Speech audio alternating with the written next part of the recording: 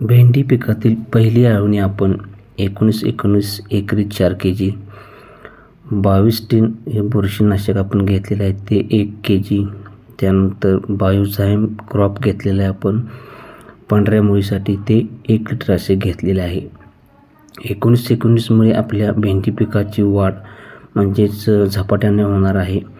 त्याचबरोबर 22 टिन जे आपण बुरशीनाशक घेतलेले आहे त्यामुळे भेंडीच्या खोडाला जी लागणारी भुरी आहे किंवा बुरशी असेल ते लागणार नाही. पांढऱ्या मुळीला जे लागणारे भुरी किंवा बुरशी असेल ते सुद्धा कमी होणार आहे. बायोझाइम क्रॉपमुळे आपल्या भेंडी पिकाला काळोखी चांगली येणार आहे. त्याचबरोबर पांढऱ्या मुळीची देखील चांगल्या पद्धतीने वाढ होणार आहे. आपण या व्हिडिओमध्ये बघितले असेल की जे तुटाळ आपण लावलं होतं त्याचीसुद्धा चांगली वाढ चांगली झालेली आहे. तुटाळसुद्धा आता काही आपल्या प्लॉटमध्ये राहिलेलं नाही.